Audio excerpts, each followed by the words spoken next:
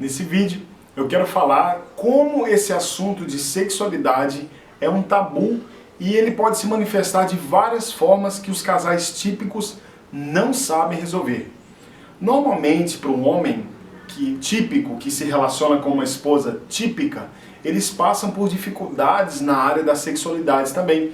Porque a necessidade sexual, tanto do homem quanto da mulher, é diferente um do outro. Então imagine a situação. Imagine que você quer que o seu marido seja aberto a você, que converse com você, mas os assuntos, as lutas, as dificuldades que ele passa, ele evita de falar para você. E você sabe por quê? Porque você mesmo, de certa forma, já o condicionou a não conversar com você sobre isso. Por quê? Assuntos de relacionamento comuns para as mulheres são geralmente relacionados a peso, talvez a forma do corpo, a saúde, enfim, a sentimentos, sensações, emoções, por causa de uma oscilação hormonal. Mas muito embora seja uma necessidade feminina de diálogo e de conversa, não é uma necessidade masculina. E eu vou te falar por quê. Os homens não têm problema com autoimagem. Então, quando você tem necessidade de conversar sobre essas coisas com seu marido, você espera que ele seja amistoso, que ele compreenda, que ele ouça você com uma cara amigável. Acontece que por não ser uma luta que ele passa, os homens não têm problema com peso, com autoimagem, não tem problema hormonal, as emoções dele não oscilam mensalmente. Então, certas coisas ele não vai assimilar e até vai entender como sendo algo fútil e desnecessário. Acontece que a tentação do homem, ela acontece de forma sexual.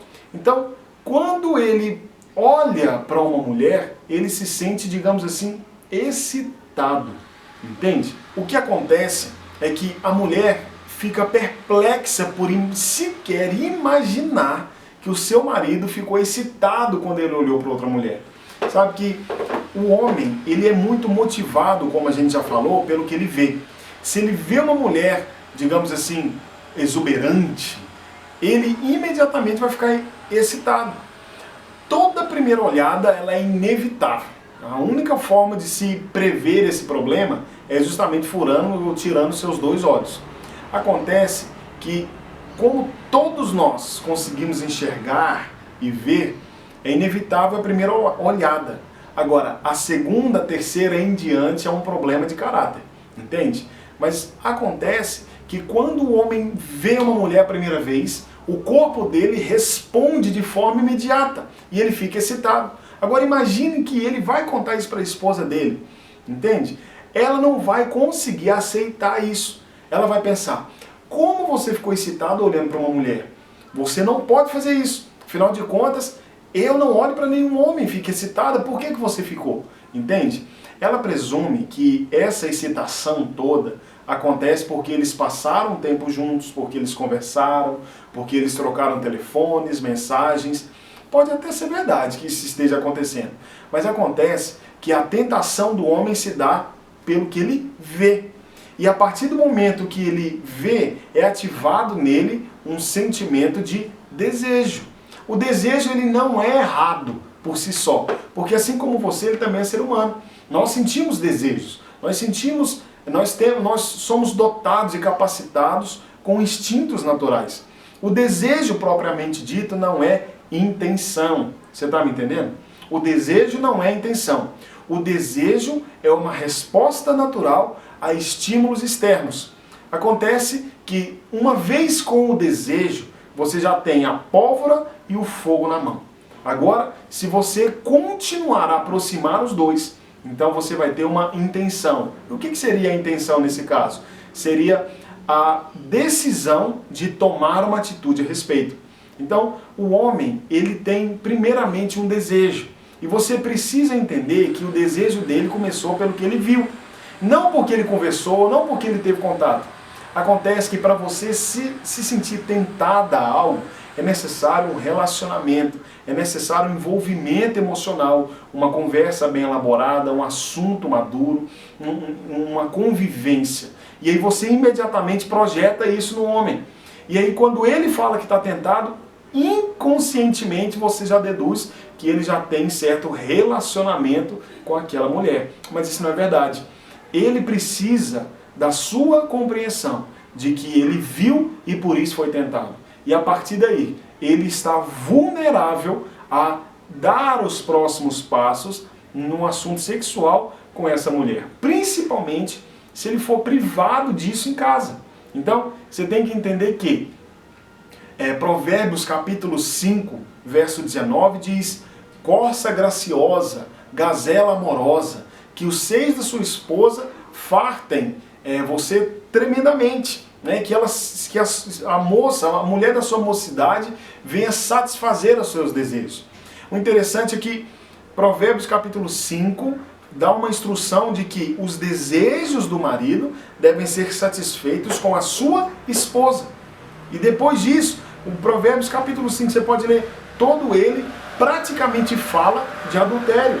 Isso significa que o desejo sexual do seu marido, ele precisa ser satisfeito justamente com a sua esposa. Então, sempre que ele se sente tentado, ele sente um enorme desejo, sobe nele uma explosão tremenda. Imaginem a situação, você talvez fale assim, mas que explosão é essa aí, que absurdo é esse? Você está então legalizando o adultério, você está dizendo que os homens eles têm o direito de trair só porque eu não faço amor com eles? Não, não é nada disso. Como eu falei, a traição ela está muito mais vinculada com um desvio de caráter do que com outra coisa.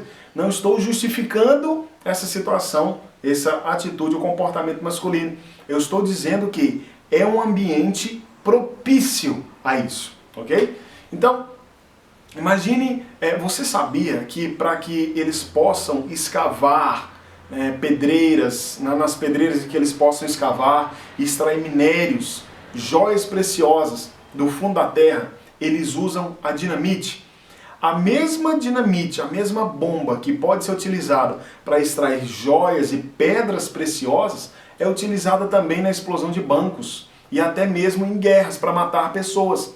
Acontece que não é a dinamite que é um problema em si, é a forma como ela é utilizada. Dentro do relacionamento, o homem ele tem um poder necessário para explodir emocionalmente no ato sexual. Esse ato, esse poder, né, de fogo do homem, ele foi dado para ser utilizado com a sua esposa. Porque quando essa dinamite explode dentro do casamento, então é extraído dali minérios, é extraído dali joias e pedras preciosas. Eles criam uma conexão muito forte e poderosa e as necessidades do homem são satisfeitas.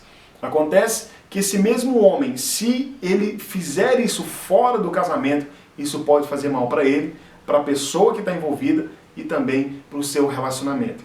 Então, você precisa entender que em Provérbios capítulo 5 é dito que os seios da esposa precisam satisfazer, fartar o seu marido de prazer e de alegria. E se esses mesmos seios, se a esposa não satisfazer o marido sexualmente, ele pode incorrer no que o restante de Provérbios fala, nos lábios da mulher adúltera. Que os lábios dela, as palavras dela são como mel, mas chegam no estômago, se tornam amargas. Entende? Porque essa é uma situação que no começo pode ser agradável. No começo pode instigar surpresa, novidade, curiosidade e instigar até a prática. Mas a situação em si, quando consumada, pode ser tremendamente destrutiva e corrosiva para as emoções dele, de vocês e para o relacionamento de vocês. Você entende? Então, por exemplo, para reforçar essa questão que a sexualidade masculina é mais voltada para o campo visual, Jesus ele disse o seguinte, Mateus capítulo 5, versículo 8, ele fala o seguinte: qualquer um que olhar para uma mulher com a intenção impura, já adulterou no seu coração. Então aqui ele fala qualquer um que olhar com a intenção. O primeiro elemento é a intenção. A intenção, como eu falei, é o erro que a pessoa comete quando ela sente o desejo e decide fazer algo em relação ao desejo que ela sentiu. Então, o desejo, propriamente dito, é um instinto colocado dentro do homem para que ele pudesse ser utilizado dentro do casamento. Entende? Então, o desejo é um instinto natural do homem para que ele possa ser atraído e manter um relacionamento sexual com a sua esposa. O que acontece é que quando ele é privado disso dentro de casa, ele continua com o desejo dele plantado ali dentro. Então, se alguém lá fora instigar esse desejo, ele então vai ficar vulnerável a entrar no campo da decisão. E o campo da decisão é o que, enquanto a decisão foi tomada e isso ainda está dentro dele, isso se torna uma intenção. Ou seja, ele decidiu fazer algo a respeito. Então, quando ele decidiu, ele teve a intenção, é como se só faltasse ele consumar a traição e o adultério. Entende? Eu estou te explicando o processo natural.